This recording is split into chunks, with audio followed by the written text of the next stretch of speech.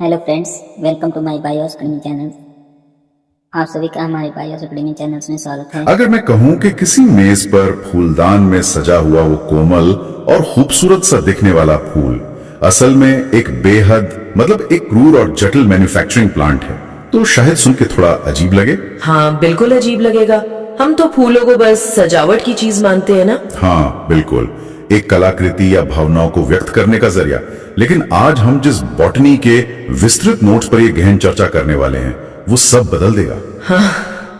क्या कभी किसी ने सोचा है कि उस नाजुक सी पंखुड़ी के ठीक नीचे सूक्ष्म स्तर पर असल में क्या चल रहा है? जी, और वो भी इतने बड़े पैमाने पर। वही तो, वहां टाइटेनियम जैसे मजबूत कवच ढाले जा रहे हैं। संसाधनों को बचाने के लिए कमजोर कोशिकाओं को जानबूझकर नष्ट किया जा रहा है, और जीवन को आगे बढ़ाने के लिए एक बेहद सटीक फायरवॉल सिक्योरिटी सिस्टम काम कर रहा है। ये सच में प्रकृति का एक बहुत बड़ा रहस्य है।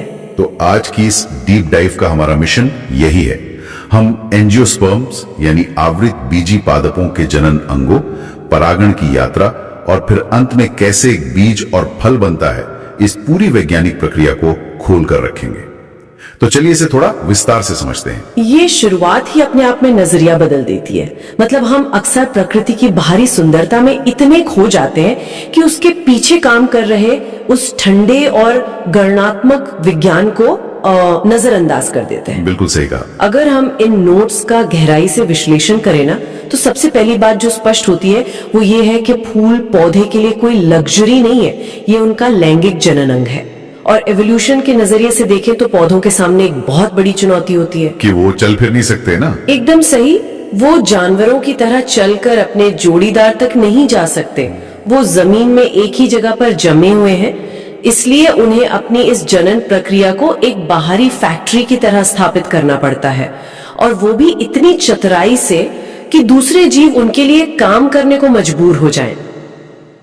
और अगर हम इस फूल को सच में एक कारखाने के नजरिए से देखें तो इन नोट्स के हिसाब से इस फैक्ट्री के फ्लोर पर मुख्य रूप से 4 अलग अलग विभाग काम कर रहे हैं। हाँ, जिनके नाम बॉटनी में काफी भारी भरकम है। बिल्कुल, जैसे सबसे बाहरी हिस्से को बाह्य दलपुंज या कैलिक्स कहते हैं, उसके अंदर वाले हिस्से को दलपुंज या कोरोला कहते हैं। मेरी नजर में तो ये किसी भी कॉर्पोरेट ऑफिस के मार्केटिंग और सिक्योरिटी विभाग की तरह है। मार्केटिंग और सिक्योरिटी, ये एनालॉजी काफी दिलचस्प है ना। जो कैलिक्स है यानी वो हरी पत्तियां जो कली को ढक के रखती हैं, वो सिक्योरिटी गार्ड्स हैं जो शुरुआती दौर में मौसम की मार और कीड़ों से उस नाजुक मशीनरी को बचाते हैं। सही बात है। और जो कोरोला है यानी रंग बिरंगी पंखुड़ियां, वो मार्केटिंग विभाग के बड़े बड़े नियॉन साइन बोर्ड हैं। उनका काम सिर्फ भौरों, मधुमक्खियों और पक्षियों को आकर्षित करना है। लेकिन जो असली उत्पादन का काम है वो एकदम अंदरूनी हिस्सों में हो रहा है, जिन्हें पुमंग यानी एंड्रोशियम और जायांग यानी गाइनोशियम कहते हैं। आपकी ये मार्केटिंग और सिक्योरिटी वाली बात बहुत सटीक है। पौधा अपने ऊर्जा का एक बहुत बड़ा हिस्सा उन पंखुड़ियों को रंगीन बनाने में खर्च करता है। तो अगर वो इतने ऊर्जा खर्च कर रहा है तो इसका मतलब है कि अंदर जो मशीनरी है, जो पुमंग और जायांग है, उनका सुरक्षित रहना कितना महत्वपूर्ण है। बाह्य दल और दल सिर्फ उस जेनेटिक लैब के बाहरी आवरण है। असली काम तो फूल के खिलने के बाद शुरू होता है। तो चलिए बिना किसी देरी के इस कारखाने के नर विभाग की तरफ चलते हैं, जहां बिल्कुल सूक्ष्म स्तर पर काम चल रहा है। मैं पुमंग की बात कर रहा हूं, जो पुंकेसर, जिसे स्टेमेन कहते हैं, उससे बना होता है। जी, और नोट्स में इसे बहुत स्पष्ट रूप से समझाया गया है। हाँ, अगर पुंकेसर को ध्यान से देखें तो ये एक लंबी डंडी जैसा दिखता है, जिसे तंतु या फिलामेंट कहते हैं। और उसके ठीक ऊपर एक छोटा सा फूला हुआ हिस्सा होता है, जिसे परागकोश या एंथर कहते हैं। बिल्कुल। और ये एंथर 2 पालियों में बटा होता है, जिसके अंदर 4 परागकोष्ठ यानी पॉलन सैक होते हैं। ये बिल्कुल ऐसा है जैसे किसी फैक्ट्री की चिमनी के अंदर 4 छोटी छोटी भट्टियां बनी हो। और उन भट्टियों के अंदर जो चल रहा है वो किसी साइंस फिक्शन से कम नहीं है। उस प्रक्रिया का नाम है सूक्ष्म बीजाणु जनन या माइक्रोस्पोरोजेनेसिस। बाप रे, कितना बड़ा नाम है ना। पराग कोश के उन 4 चैम्बरों के अंदर कुछ विशेष कोशिकाएं होती हैं, जिन्हें पराग माता कोशिकाएं या पीएमसी कहा जाता है। ये कोशिकाएं एक बहुत ही खास तरह के अर्धसूत्री विभाजन से गुजरती हैं, जिसे मियोसिस कहते हैं। जहां गुणसूत्रों की संख्या आधी हो जाती है। बिल्कुल, ये इसलिए जरूरी है ताकि जब नर और मादा हिस्से मिलें तो क्रोमोसोम्स की संख्या वापस नॉर्मल हो जाए। तो एक पीएमसी विभाजित होकर 4 अगुणित कोशिकाएं बनाती हैं जो शुरू में एक साथ जुड़ी रहती हैं। इसे टेट्राड कहते हैं। अच्छा। फिर जैसे जैसे पराग कोश पकता है ये चारों अलग हो जाती हैं और यही परागकण यानी पॉलन ग्रेन्स बनती हैं। मुझे यहाँ इन शब्दों पर थोड़ी बात करनी है। मतलब सूक्ष्म बीजाणु जनन, ऐसा लगता है जैसे हैरी पॉटर का कोई खतरनाक जादू हो, लेकिन असल में ये बस पराग कणों को बनाने की प्रक्रिया है। पर यहाँ ये बात बहुत ही दिलचस्प हो जाती है। कौन सी बात? जब हम इन पराग कणों की संरचना देखते हैं, नोट्स के अनुसार इसकी 2 परतें होती हैं। अंदर की परत को इंटाइन कहते हैं, लेकिन जो बाहरी भित्ति है जिसे एक्साइन कहते हैं, वो किसी चमत्कार से कम नहीं है। जी, स्पोरोपोलिन की वजह से। बिल्कुल, उसमें ये स्पोरोपोलिन होता है। मतलब ऐसा लगता है जैसे प्रकृति ने अपने इस जेनेटिक पैकेज को टाइटेनियम का कवच पहना दिया हो। ये इतना मजबूत है कि खतरनाक एसिड या एंजाइम्स भी इसे नष्ट नहीं कर सकते। और यहाँ सबसे दिलचस्प बात यह है कि स्पोरोपोलिन सिर्फ एसिड से नहीं बचाता, बल्कि ये समय के खिलाफ भी एक ढाल है। इसी वजह से परागकण लाखों सालों तक जीवाश्म के रूप में बिल्कुल सुरक्षित रह सकते हैं। अरे वाह, लाखों सालों तक? हाँ, और ये आवरण इतना सख्त होता है कि इसमें जानबूझकर छोटे छिद्र छोड़े जाते हैं जिन्हें जनन छिद्र कहते हैं, ताकि बाद में परागकण बाहर निकल सके। इसके अंदर भी एक बड़ी वनस्पतिक कोशिका होती है जिसमें खाना होता है, और एक छोटी जनन कोशिका होती है जो आगे चलकर नर युग्मक बनाती है। मतलब नर विभाग ने तो अपना काम कर दिया, जेनेटिक पार्सल तैयार है, उसमें लंच बॉक्स रख दिया है और टाइटेनियम की पैकिंग कर दी है। एकदम सही। लेकिन ये सब हो किसके लिए रहा है? पार्सल कहीं तो डिलीवर होना है। तो चलिए अब फूल के उस रहस्यमयी मादा जनन तंत्र की ओर चलते हैं जहां इसका इंतजार हो रहा है। हम जायांग की बात कर रहे हैं, जो स्त्री केसर यानी पिस्टल से बना होता है। जी, नोट्स बताते हैं कि इसके 3 मुख्य भाग होते हैं। सबसे ऊपर एक चिपचिपा लैंडिंग पैड है जिसे वर्तिकाग्र या स्टिग्मा कहते हैं। उसके नीचे एक लंबी नली जैसी वर्तिका या स्टाइल है, और सबसे नीचे एक तिजोरी जैसा हिस्सा है जिसे अंडाशय यानी ओवरी कहते हैं। इसी ओवरी के अंदर बीजांड या ओव्यूल्स होते हैं। और जैसे नर भाग में सूक्ष्म बीजाणु जनन चल रहा था, ठीक वैसे ही इस मादा भाग की तिजोरी के अंदर गुरु बीजाणु जनन या मेगास्पोरोजेनेसिस होता है। बीजांड के अंदर एक मेगास्पोर मदर सेल होती है जो मियोसिस से गुजरकर 4 गुरु बीजाणु बनाती है। यहाँ तक तो सब नरभाज जैसा ही लग रहा है। हाँ, लेकिन यहीं पर प्रकृति के काम करने के तरीके में एक बहुत बड़ा और थोड़ा क्रूर लगने वाला बदलाव आ जाता है। नर भाग में तो 4 कोशिकाएं बच गई थी, लेकिन मादा भाग में इन 4 गुरु बीजाणुओं में से 3 नष्ट हो जाते हैं। नष्ट हो जाते हैं? हाँ, उन्हें जानबूझकर पोषण देना बंद कर दिया जाता है। केवल एक ही गुरु बीजाणु कार्यशील रहता है जो आगे चलकर पूरे भ्रूणकोश या एम्ब्रियो सैक का निर्माण करता है। रुकिए, ये बात समझने में थोड़ी मुश्किल पैदा करती है। हम तो हमेशा सुनते आए कि प्रकृति बहुत कुशल है, तो फिर इतनी मेहनत से 4 गुरु बीजाणु बनाकर 3 को भूखा मार के नष्ट क्यों कर देना? सिर्फ एक को बचाने के पीछे क्या लॉजिक है? ये सवाल बहुत ही लाजमी है, लेकिन इसका जवाब प्रकृति की एक गहरी कुशलता में छिपा है।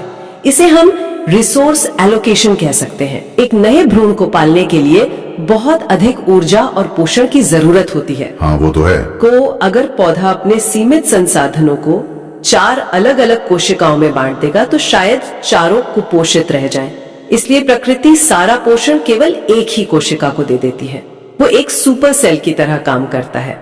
अच्छा, मतलब किसी स्टार्टअप में 10 कमजोर आइडियाज पर थोड़ा थोड़ा पैसा लगाने से बेहतर है कि एक सबसे मजबूत आइडिया पर पूरा फंड लगा दिया जाए।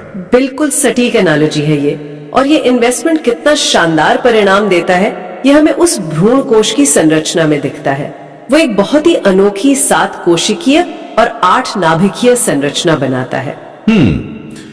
7 कोशिकाएं और 8 नाभिक, ये थोड़ा गणितीय पहेली जैसा लगता है। हाँ, अगर इसे खोलकर देखें तो इसमें एक तरफ 3 कोशिकाएं होती है, जिनमें एक मुख्य अंड कोशिका है जो रानी है, और 2 सहायक कोशिकाएं या सिनर्जिड्स हैं। दूसरी तरफ 3 प्रतिपाद कोशिकाएं होती हैं। तो ये 6 हो गई। जी, और इन सब के बीच में एक बहुत बड़ी केंद्रीय कोशिका होती है जिसके अंदर अकेले 2 ध्रुवीय नाभिक तैर रहे होते हैं। इसीलिए 7 कोशिकाएं और 8 नाभिक। क्या बात है! ये पूरा सिस्टम तो एक सजे धजे किले की तरह लग रहा है, जहां हर कोई अपनी जगह पर तैनात है। और उनकी तैनाती बिना कारण नहीं है। जैसे वो जो 2 सहायक कोशिकाएं हैं, उनमें एक फिलीफॉर्म उपकरण होता है। ये रनवे की लाइट्स की तरह काम करता है, जो परागकण को सही रास्ता दिखाता है। वाह! तो अब नर और मादा दोनों इकाइयां तैयार हैं, लेकिन सबसे बड़ी समस्या अभी भी वही है, ये दोनों मिलेंगे कैसे? और यहीं से शुरुआत होती है परागण या पॉलिनेशन की। राइट। पराग कणों का परागकोश से निकलकर वर्तिकाग्र तक पहुंचना ही परागण है। ये कई तरह से हो सकता है।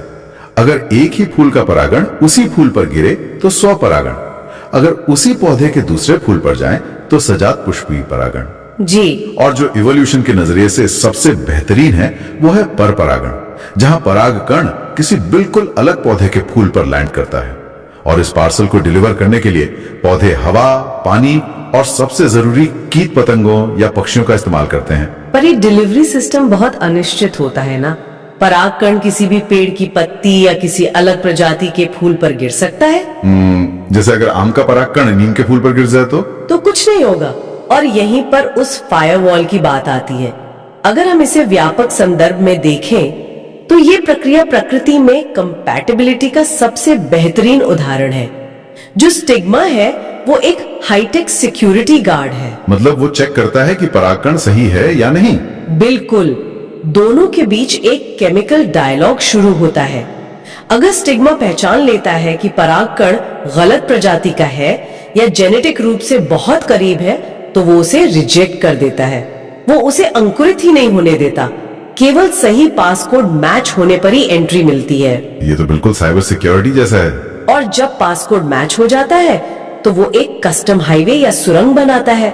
मतलब परागकण अपने छिद्र से एक पराग नलिका या पोलन ट्यूब निकालता है जो सीधे ओवरी तक जाती है। हाँ, और जब वो ट्यूब बीजांड के अंदर पहुंचती है तब वो घटना होती है जो एंजियोस्पर्म्स की सबसे बड़ी खासियत है, द्विनिषेचन या डबल फर्टिलाइजेशन। राइट, ये बहुत इंटरेस्टिंग है। जब पराग नलिका अंदर जाती है तो वो फटकर 2 नर युग्मक छोड़ती है।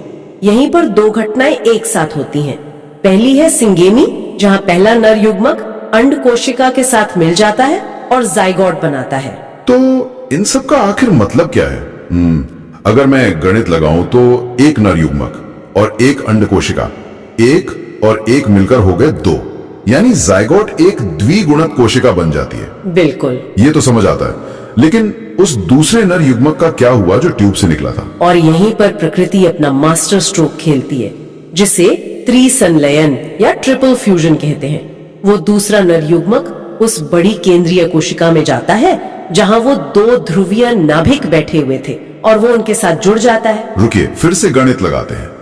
एक नर युग्मक और 2 ध्रुवीय नाभिक, 1 और 2 मिलकर हो गए 3। ये ट्रिपल फ्यूजन है। जी। और इससे बनता है प्राथमिक भ्रूणपोष नाभिक या एंडोस्पर्म। क्योंकि सिंगैमी और ट्रिपल फ्यूजन एक साथ हो रहे हैं, इसीलिए इसे डबल फर्टिलाइजेशन कहते हैं। पर मेरे दिमाग में एक सवाल आ रहा है, ये जो नया एंडोस्पर्म बना है, इसका काम क्या है? इसका काम है उस नन्हे भ्रूण को भोजन देना। इसे ऐसे सोचिए जैसे कोई डेड मैन स्विच हो। एंजियोस्पर्म्स भ्रूण के लिए खाना बनाने में अपनी ऊर्जा तब तक बिल्कुल बर्बाद नहीं करते जब तक कि फर्टिलाइजेशन 100% कंफर्म ना हो जाए। अरे वाह, मतलब जब तक बच्चा नहीं तब तक खाना नहीं। एकदम सही। जैसे ही जाइगोट बनता है, ठीक उसी पल वो दूसरा नर युग्मक एंडोस्पर्म को ट्रिगर कर देता है कि खाना बनाना शुरू करो। यह प्रकृति का ऑन डिमांड फूड प्रोडक्शन है। ये वाकई में दिमाग को झकझोर देने वाली बात है। इतनी सटीक टाइमिंग। और अब इस कहानी का अंतिम चरण आता है, निषेचन के बाद की दुनिया। नोट्स बताते हैं कि वो जाइगोट तेजी से विभाजित होकर भ्रूण में बदल जाता है। जी। अगर ये चना या मटर जैसा पौधा है तो इसमें एक प्रांकुर होगा जिससे तना बनेगा, मूलांकुर होगा जिससे जड़ें बनेंगी और 2 बीज पत्र होंगे जो शुरुआती भोजन देंगे। और इसी के साथ वो सुरक्षित तिजोरी यानी बीजांड सख्त होकर बीज में बदल जाते हैं। उसके बाहरी आवरण बीज का कोट बन जाते हैं। और सबसे मजेदार बात, वो पूरा अंडाशय यानी ओवरी वो एक फल में बदल जाती है। मतलब जब हम सेब या आम खा रहे होते हैं तो असल में हम उस पौधे का परिपक्व अंडाशय खा रहे होते हैं बिल्कुल। और बीज बोकर हम उस सोए हुए भ्रूण को नया जीवन देते हैं। बाकी फूल की पंखुड़ियों का काम तो खत्म, तो वो सूख कर गिर जाती है। प्रकृति का चक्र इतना सटीक है कि इसमें कुछ भी व्यर्थ नहीं जाता। हमने शुरुआत एक कोमल फूल से की थी, लेकिन अंदर जाकर देखा तो ये एक हाईटेक कारखाना निकला। हाँ, जहाँ इतनी सारी जटिल प्रक्रियाएं एकदम परफेक्शन के साथ हो रही हैं। इस पूरी टाइमलाइन को देखते हुए इससे एक महत्वपूर्ण सवाल खड़ा होता है। हमने शुरुआत में परागकणों के उस अभेद्य कवच स्पोरोपोलिन की बात की थी। हाँ, वो जो लाखों साल तक सुरक्षित रहता है। बिल्कुल। अगर ये सच में इतना अविनाशी है तो जरा विचार करें, क्या ग्लेशियरों या समुद्र की गहरी चट्टानों में दबे उन सूक्ष्म परागकणों के अंदर धरती के उस प्राचीन इतिहास के रहस्य छिपे हो सकते हैं? उस समय के रहस्य जब फूल वाले पौधों ने पहली बार इस धरती पर जन्म लिया होगा, जब शायद डायनासोर दुनिया में घूमा करते थे। क्या बात है, जरा सोचिए, क्या पता हर फूल अपने आप में सिर्फ एक मैन्युफैक्चरिंग प्लांट ही नहीं, बल्कि उस प्राचीन दुनिया तक ले जाने वाली एक जीवित टाइम मशीन भी हो। और इसी रोमांचक विचार के साथ हम आज की इस गहन चर्चा को यहीं विराम देते हैं। अगली बार जब भी आप किसी फूल को देखेंगे तो उसकी सिर्फ बाहरी सुंदरता ही नहीं, बल्कि उसके अंदर चल रही इस अद्भुत मशीनरी को भी जरूर याद करेंगे।